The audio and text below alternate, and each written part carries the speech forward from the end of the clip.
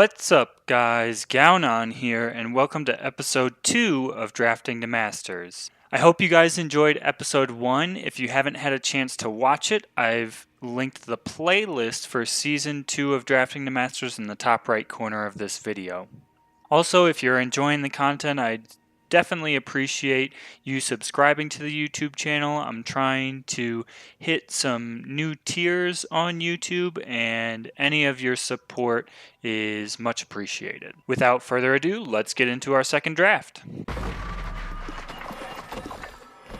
So for pack 1, pick 1, we don't have many exciting commons. Ruination Sledge is probably the best one. Mindfire can be good in a very specific, very aggro deck. Hail Shrieker is like a decent 2-drop, but it's nothing special by any means.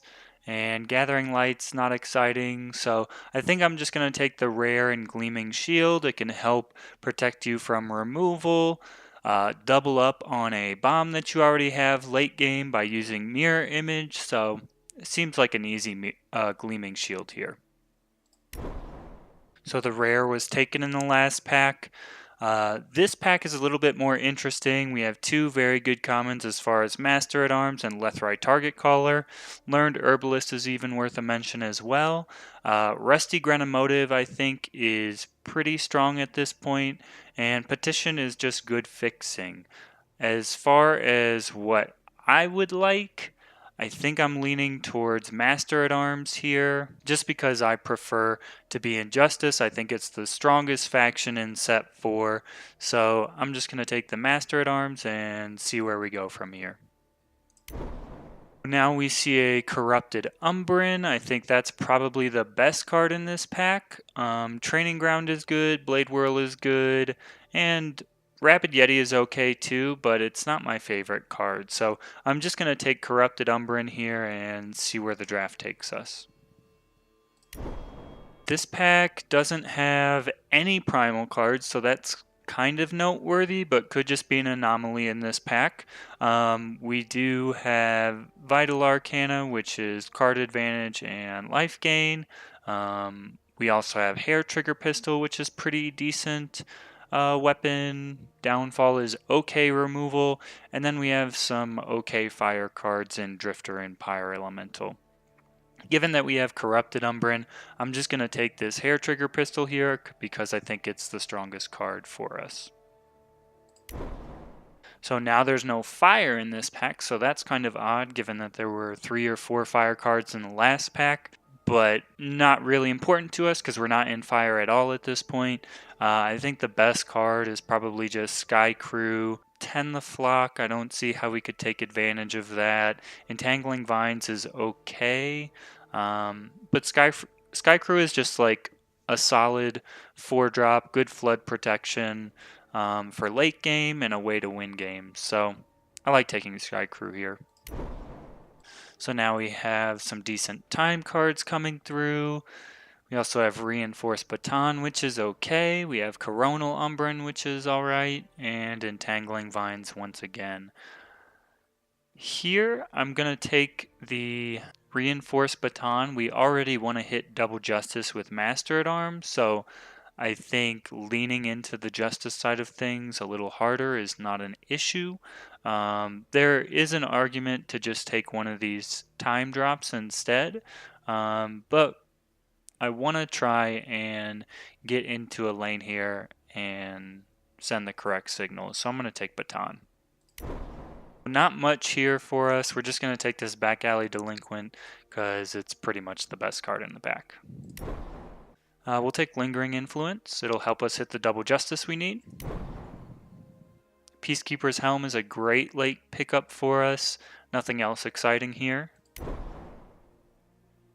Workshop Tinker is also very good, so it seems like Justice is open in this direction, so we're pretty happy about that. We'll take this Crown Watch Recruiter. I'm not a big fan of Spire Spellsword, so... And then Hot Blood Barbarian last pick, that's pretty interesting. Alright, so at this point we know Justice is open coming from pack 1 and pack 4. Other colors are pretty questionable, like maybe there's some shadow that's open, and it doesn't, Gleaming Shield is the only primal card we picked up, so we pretty much just know that we're Justice at this point, so we still have a lot of flexibility as far as where this draft goes. With all that being said, I think Bright Mace Paladin is worth considering, Nocturnal Creeper is good, Amber Acolyte is good as well, and Xenon Destroyer too. So I think any of those cards are reasonable. Given that I know I'm in Justice and I'm going to play the card, I'll pick Bright Mace Paladin here. We have Crown Watch Paladin, Cabal Slasher is reasonable. Could also take Bold Adventurer or Dispel here. And I think I'm just going to take Crown Watch Paladin. Finding some way to give this some sort of evasion or pump it up makes it even stronger. So pretty happy to pick that up here. Finest Hour is one of the premier reasons to be in Justice, so makes sense to take it here. Other noteworthy cards would be Yeti Snowslinger and Amber Acolyte. So maybe we actually do end up Huru, because I think Snowslinger is a pretty decent card, and we haven't really seen very good shadow cards coming through, but maybe we'll see some removal coming through soon. I say that, and then immediately we get a great shadow card. Mirror's Nightshade is a very strong 2-drop. Happy to pick it up here over Cabal Slasher and just keep it moving. Copperhall Porter also once again helped us hit that double justice influence requirement that we have for Master at Arms and Reinforced Baton. Could think about Waystone, but I like getting 2-drops as early as possible, and Copperhall Porter is a good one. Not much of anything here for us. I think the best cards are Nocturnal Creeper and Granite Acolyte. Given that we have this Hot Blood Barbarian, I think it's reasonable to take this Granite Acolyte over Nocturnal Creeper, so I'm going to do that. Argenport Soldier is another solid 2-drop, so I'll pick that up here. Other considerations, maybe we are actually going to be in fire, would be Rampage. This is a pretty clear signal that Rakano is most likely open, so I think Whirling Duo is pretty good here. Could also take Gun Down, but I think I'm just going to take the Whirling Duo and be pretty happy. Guerrilla Warfighter is a decent 4-drop. Makes for some, when your deck is very aggressive, this makes for some really awkward blocks or a way to finish your opponent. So I like Guerrilla Warfighter here. Detain is Poor Man's Finest Hour. Daze is okay. I think they're probably pretty equal in power level. So I'm just going to take Daze since I already have the Finest Hour. And just some autopilot picks. So right now we don't know if we are Rakano, if we are Argenport. There's nothing that's like drawing us one way or the other, and this pack isn't changing that at all. Whispering Wind is a very good 2-drop. Maybe it's right to just take it here because we could play this Gleaming Shield. Is it better to have those 2 rares than what we have in Shadow or Fire? I don't think the Fire is particularly inspiring. There is also just Spirit Blade Stalker, which is a pretty solid 4-drop. We know we'll most likely play it, but I think I'm going to take the power level of Whispering Wind into account and just take it here. When you're flooding, Whispering Wind is the best 2-drop in draft because it turns your power into gas. So I like the potential upside of Whispering Wind here. Some pretty interesting choices here. We have Torch, we have Jotun Hurler, we have Silverwing Smith. Torch could be very good for us since we don't have much removal at this point. We kind of have Peacekeeper's Helm, and that's about it. Baton counts too. But Jotun Hurler is also removal, so it could be something that we pick here. Once again, Spirit Blade Stalker coming through is solid, Ornate Katana is solid, and even Silverwing Smith is a pretty good body. Once again, another double Justice card, so it would lean even more heavily into the Justice side of things. And maybe that's just the right pick here for an evasive unit to finish out games. I think I'm going to take the Torch here just because I think I need to make a decision pretty soon. It seems like Shadow is not going to be our second color. It seems like it's more likely to be either Primal or Fire at this point. So I'll take the Torch and see where it goes. Entrapment is good removal. Strength of Many is a very good trick.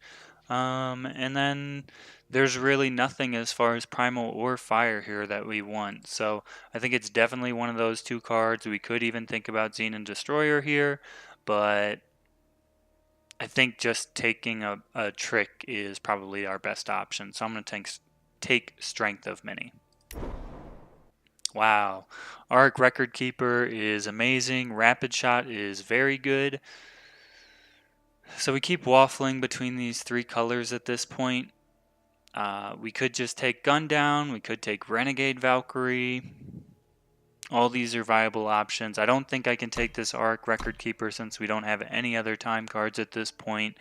Rapid Shot is extremely good with Corrupted Umbrin. Axe's pseudo removal. Alright, before we make this pick, I'm just going to take out things to kind of see where we're at and really make a real assessment of, what are we going to need to play or need to get to make this deck work. So this is what it looks like if we're in Fire, and then we would end up adding probably Renegade Valkyrie to that. Looks pretty decent. This is what it would look like if we were in Shadow, and we would end up adding Rapid Shot to that. Also looks pretty good. A lot of very strong 2-drops. And this is what it would look like if we ended up Primal, which I don't think is going to happen. So it's got to be between Rapid Shot, Renegade Valkyrie, and Gun Down. It's just about which do I like more. I think right now I'm liking the Rakano side of things more than the Argenport side of things, just because we haven't gotten like any of the shadow removal.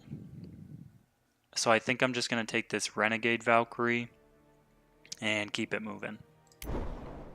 Unpredictable Outlaw is a good 2-drop in Rakano, so happy to see that. And then we kind of get rewarded for going into the Rakano side of things because we have Rampage, which is a decent trick. Scrap Hound, we don't have any Grenadins to really synergize with that, so I think it just has to be Rampage here. And as I've said, we're kind of lacking removal, so I'm happy to take Entrapment here over Valkyrie Militant and Powder Keg Rider. Into the Furnace is good removal. Strength of Many is a very good trick. So given how our deck's looking, I'm going to pick up the Strength of Many here rather than Into the Furnace. And then we get all Primal and Shadow cards. I'm just going to pick the Shiny Violent Gust. Fevered Scout could make the deck. Temper most likely will not, but we'll still pick it. And Aerial Ace. Wow. And then Sheriff Marley comes our way, which is an awesome payoff for being in Justice. It's very good that we're in Justice because Sheriff Marley is a bomb. So we could take Final Shot here. It's super expensive, really late game. We're pretty aggressive and we'll likely be able to get the tribute off on Guard Dog. So I think I'm just going to take that over Final Shot here. Another Master at Arms is great, so happy to see that. Downfall is interesting. It would give us some more removal for the late game in case we got there. I think it's better than Heirloom Blade and Sorcerer, so yeah, I'll take Downfall here. Drifter is okay for our deck. We may or may not play it, but worth picking here. Wish we could splash that Linebreaker's Shield, but we are not able to. Don't think we'll play any of these cards, but we'll take the Core Scavenger just in case. Also don't think we're aggressive enough to use Harmless Question, but we'll take it. Sharpen Reflex is okay, so we'll pick that. Another Lingering Influence, I don't know if we'll play 2. And then Autopilot picks here. A second Sky Crew probably won't play it.